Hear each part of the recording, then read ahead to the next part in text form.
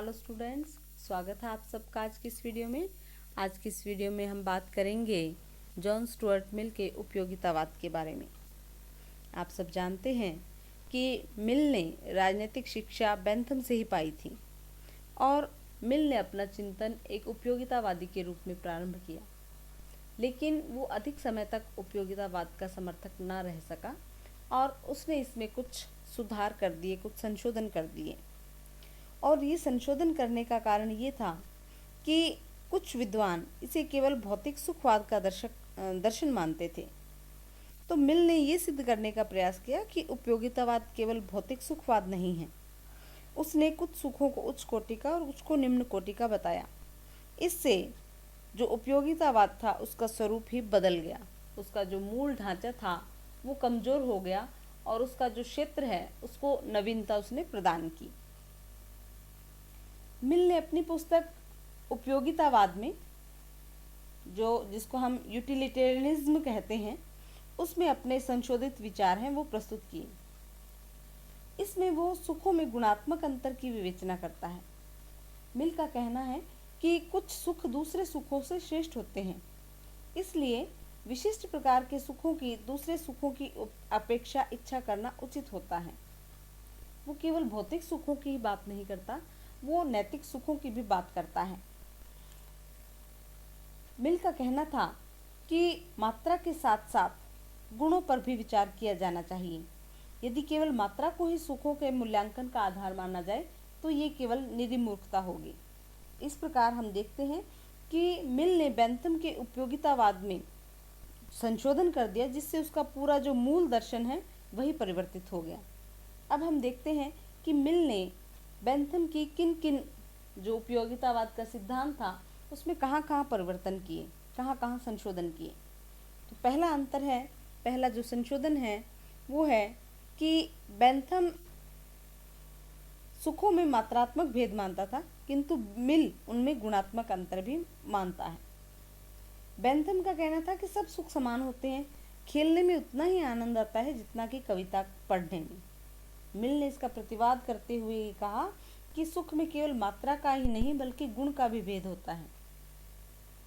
इसके पक्ष में उनका कहना था कि जिन लोगों ने उच्च स्तरीय और निम्न स्तरीय दोनों प्रकार के सुखों का अनुभव लिया है वे ही बता सकते हैं कि उच्च स्तरीय सुखों में निम्न स्तरीय सुखों की अपेक्षा जो अधिक स्थायित्व होता है, इससे अधिक मानसिक शांति मिलती है। तो इस प्रकार ये जो सुख होते हैं उच्च स्तरीय, ये अधिक स्थायी एवं सुरक्षित होते हैं। इस प्रकार मिल ने सुख को गुण की दृष्टि से उच्च और निम्न बताया। दूसरा, उन्होंने ये संशोधन किया कि सुखों को मापा नहीं जा सकता। सुखों में गुणात्मक अंतर बताकर मिल ने ये स्वीकार किया कि सुखों की नापतोल नहीं की जा सकती, क्योंकि सुखों की नापतोल करना असंभव है। क्योंकि दो सुख अथवा दुखों में कौन सा सुख या दुख ज्यादा तीक्ष्ण होगा, इसका निर्णय उन्हीं लोगों के द्वारा किया जा सकता है जिन्होंने दोनों ही प्रकार के सुखों और दुखों का अनुभव किया है। इस प्रकार मिल बेंथम द्वारा प्रतिपादित सुख दुख की मापतोल को गलत बताता है। इसके साथ जो तीसरा संशोधन है वो ये कि उपयोगितावाद का आधार मिल ने नैतिकता को बना दिया। बेंथम के उपयोगितावादी दर्शन में नैतिक चेतना, कर्तव्य आदि के लिए कोई स्थान नहीं था। उसके अनुसार व्यक्ति के जीवन का लक्ष्य केवल भौतिक आनंद के अतिरिक्त और कुछ भी नहीं है। वो केवल चीजों को भौतिक सुख की प्राप्ति में सहायक या बाधक के रूप में देखकर उन्हें अच्छा या बुरा बताता है। नैतिक आधार पर बेंथम चीजों को नहीं देखता, किंतु मिल का विश्वास था कि मनुष्य की चेतना के निर्माण में प्रेम, सहानुभूति आदि की प्रवृत्तियों का योग रहता है। उसकी ये भी मान्यता थी कि कर्तव्य की भावना व्यक्तिगत अधिकारों तथा निजी स्वार्थों से व्युत्पन्न नहीं हो सकती।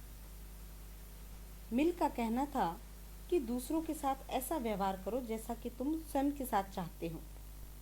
मैक्सी ने इसे और अधिक स्पष्ट करते हुए लिखा है कि बेंथम का उपयोगिता सिद्धांत भेड़ियों के समाज में भेड़िएपन को प्रतिष्ठित करेगा और संतों के समाज में संतपन को महत्व प्रदान करेगा, जबकि मिल इस बात पर दृढ़ था कि समाज चाहे जैसा भी हो, संतपन को ही उपयोगिता की कसौटी होना चाहिए।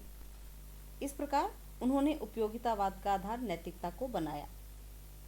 मिल ने बेंथम के उपयोगितावाद में एक अन्य संशोधन किया, वो था व्यक्तिगत एवं सार्वजनिक हित में सामंजस्य का। बेंथम व्यक्तिगत एवं सामाजिक हित में सामंजस्य स्थापित करने की दृष्टि से दंड भय के सिद्धांत का प्रतिपादन उन्होंने किया था। वो कहते थे कि व्यक्ति को दंड भय के कारण ही असामाजिक कार्य करने से रोका जा सकता है। उन्होंने 4 प्रकार के दंडों का भी उल्लेख किया था और उनका मानना था कि इन जो दंड है ये इन दंड के भय से व्यक्ति को अच्छे आचरण करने के लिए बाध्य किया जा सकता है, किंतु मिल इन्हें केवल बाह्य बंधन मानता था।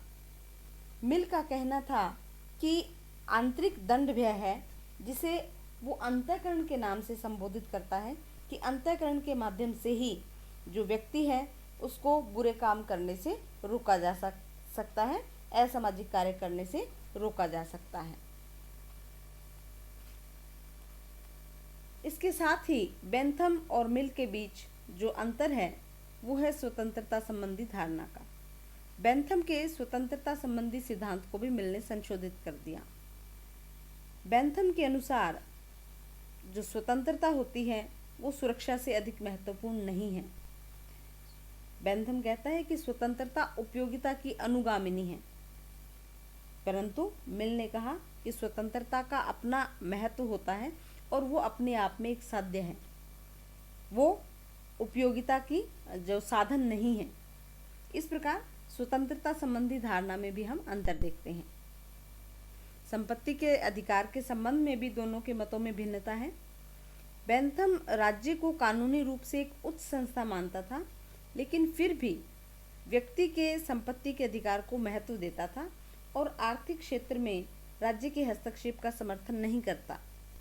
इसके विपरीत मिल व्यक्ति की स्वतंत्रता का महान पोषक है और राज्य के सीमित कार्यों का समर्थक है, लेकिन फिर भी वो व्यक्ति के संपत्ति के अधिकार को सीमित करना चाहता है।